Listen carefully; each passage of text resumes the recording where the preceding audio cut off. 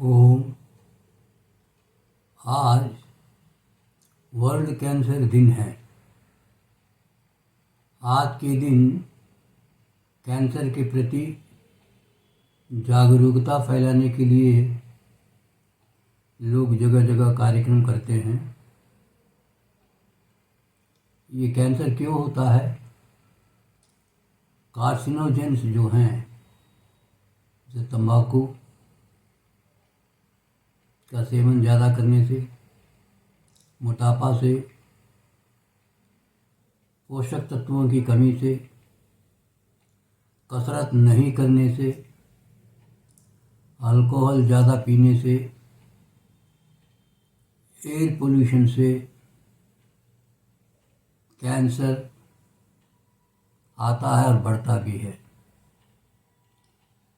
तो इसमें जो है साग सब्जी का सेवन ज़्यादा किया जाए, फलों का सेवन ज़्यादा किया जाए, होल ग्रेन्स जो हैं उनको ज़्यादा खाएं, मांसाहार कम करें। इससे इसको रोका जा सकता है। आदमी में lung cancer, prostate cancer, stomach cancer, colorectal cancer होता है और महिलाओं में स्तन cancer, colorectal cancer, lung cancer और सर्विक्स का कैंसर होता है। सर्विक्स का मतलब जो उदराशय है उसका मुंह का कैंसर। प्राकृतिक जीवन अपनाएं तो कैंसर और सभी बीमारियों को रोका जा सकता है और ठीक भी किया जा सकता है। प्राकृतिक जीवन और चिकित्सा क्या है, आज हम थोड़ा सा देखेंगे। आदिकाल से भारत में प्राकृतिक जीवन रहा है। दशरथ महाराज को जब पुत्र नहीं हुए तो वो और उनकी रानियां एक फल का कल्प किए थे 40 दिन तक, एक ही फल का सेवन, तब उनको पुत्र प्राप्ति हुई। पहले लोग उपवास करते, खूब पानी पीते और आसन करते। उसके बाद लोग जड़ी बूटियों का उपयोग करने लगे।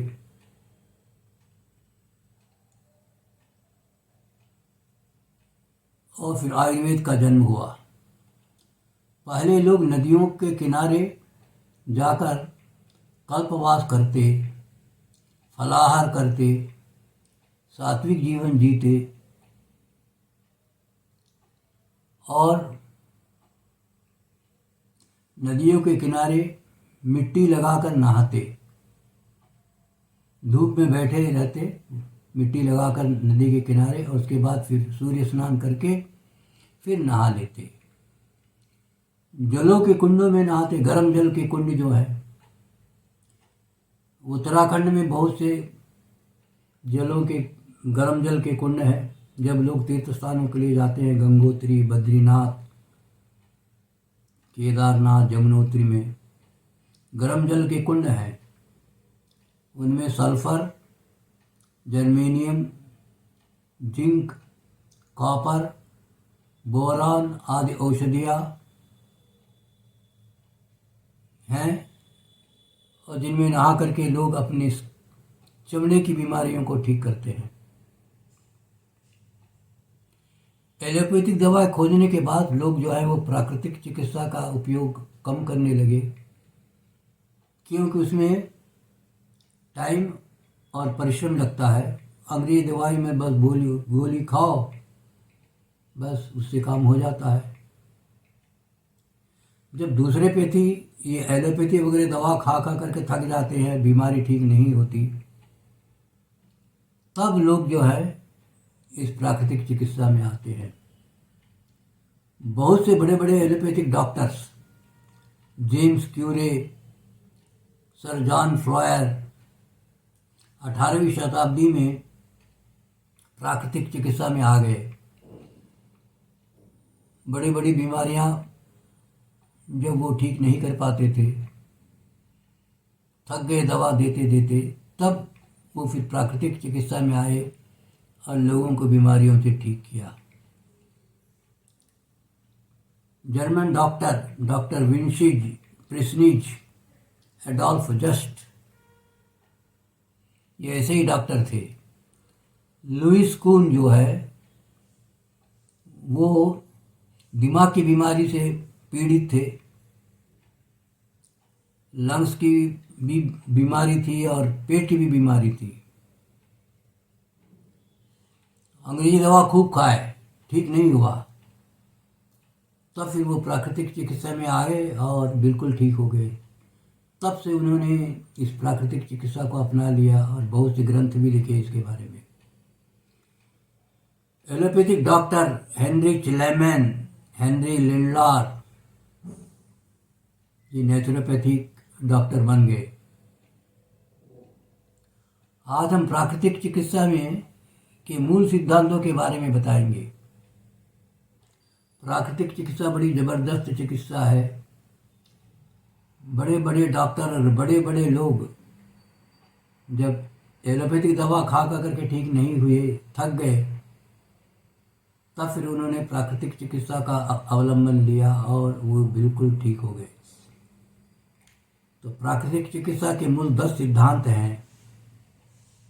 उन सिद्धांतों के बारे में आज हम जानेंगे और उसके बाद इनके बारे में और प्राकृतिक चिकित्सा के अन्य जो साधन हैं उनके बारे में भी हम आपको बताएंगे। प्राकृतिक चिकित्सा में दवा का उपयोग नहीं होता है। इसमें जो पंचभूत जो हैं, मट्टी, जल, अग्नि, वायु और आकाश, ये 5 तत्व जो हैं, भूत जिनको बोला गया पंच महाभूत, इनका उपयोग करके ही बीमारी को ठीक किया जाता है। तो प्राकृतिक चिकित्सा के मूल 10 सिद्धांत हैं। पहला सिद्धांत, सभी बीमारियां एक, उनका कारण एक और उनका उपचार भी एक। इसमें बीमारी के नाम से चिकित्सा नहीं होती है। बोले बीमारी क्यों होती है? ये विजातीय द्रव्यों से होता है। जब आहार विहार ठीक नहीं हो, जब हमारे विचार ठीक नहीं हो, वातावरण ठीक नहीं हो, तो विजातीय द्रव्य हमारे शरीर में प्रवेश कर जाते हैं और आदमी बीमार होता है। तो सभी बीमारियों का मूल कारण जो है वो एक है, विजातीय द्रव्य का शरीर में प्रवेश। तो सभी बीमारियां एक, उनका कारण भी एक, विजातीय द्रव्य, तो और उनका उपचार भी एक। इन विजातीय द्रव्यों को शरीर के बाहर कर दो तो बीमारी ठीक हो जाती है। तो सिद्धांत पहला, सभी बीमारियां एक, उनका कारण एक और उनका उपचार एक। दूसरा सिद्धांत जो है, जर्म्स कीटाणु रोग का कारण नहीं है। कीटाणु तो सब जगह व्याप्त है, तो कुछ लोग उनसे प्रभावित होते हैं और बीमार पड़ जाते हैं और कुछ लोग नहीं होते। उसका कारण क्या है? जब शरीर मजबूत हो, रोग प्रतिरोधक शक्ति ज़्यादा हो, तब जो है ये कीटाणु कुछ नहीं करते। जब शरीर में विजातीय द्रव्य इकट्ठा हो जाते हैं, तब ये रोग के कीटाणु जो हैं अपना प्रभाव दिखाते हैं। दूसरा सिद्धांत जो है, कीटाणु जो है ये रोग का कारण नहीं है। रोग का कारण हमारे शरीर में विजातीय द्रव्यों का इकट्ठा हो जाना है। तीसरा, एक्यूट डिजीज, जिसको तीव्र रोग बोलते हैं, ये शत्रु नहीं है, मित्र है। जैसे मान लीजिए किसी को सर्दी हो गई, बहुत सर्दी हो गई, तो ये सर्दी हो गई, क्यों सर्दी हुई है?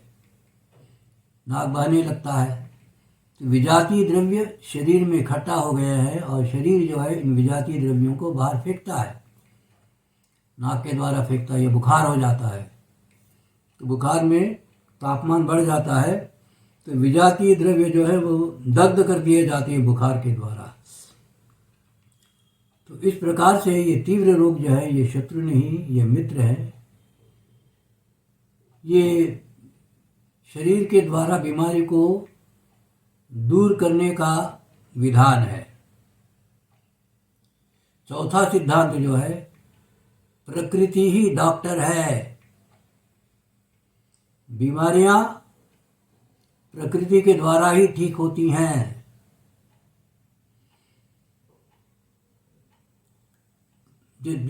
मान लीजिए यदि किसी की हड्डी टूट जाती है तो डॉक्टर क्या करता है?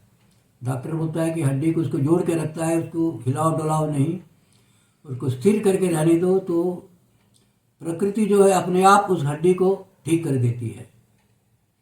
इसलिए प्रकृति ही डॉक्टर है।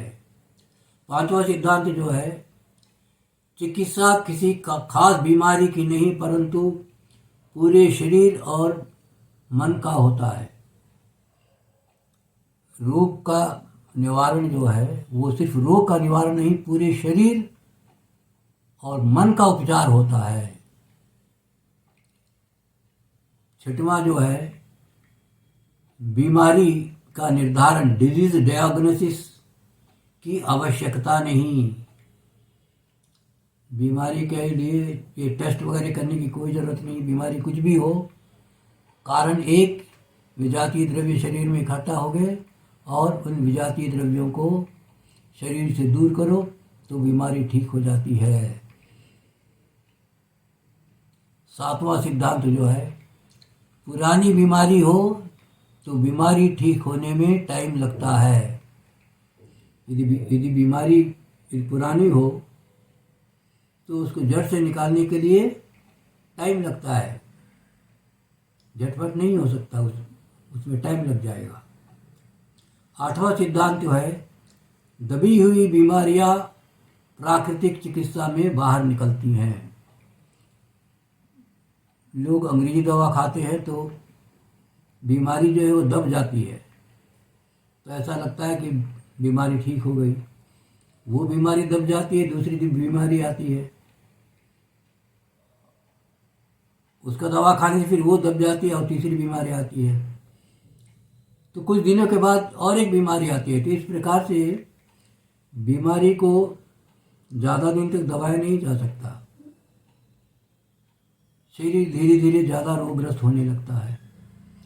तब इस प्रकार से जब होता है तब दवा दी जाती है, प्राकृतिक चिकित्सा में उपचार किया जाता है, तो दबी हुई बीमारियां जो है वो ठीक होती हैं, वो बाहर निकलती हैं, ठीक हो जाती हैं। जब किसी एक बीमारी के लिए प्राकृतिक चिकित्सा की जाती है तो देखते हैं कि वो बीमारी तो ठीक होती ही है, उसके साथ और भी छोटी मोटी बहुत सी बीमारियां ठीक हो जाती हैं।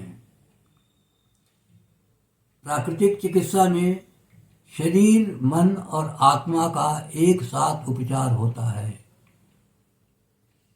ये होलिस्टिक ट्रीटमेंट है, बॉडी माइंड सोल का ट्रीटमेंट होता है।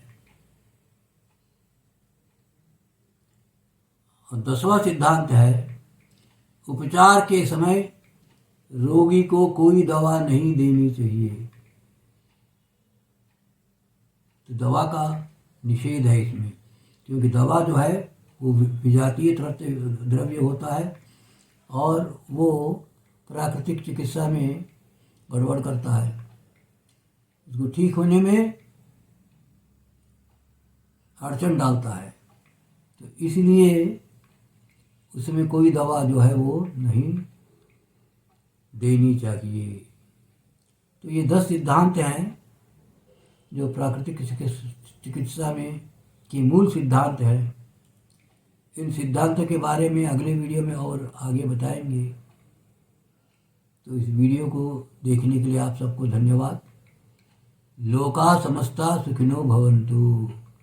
ओम।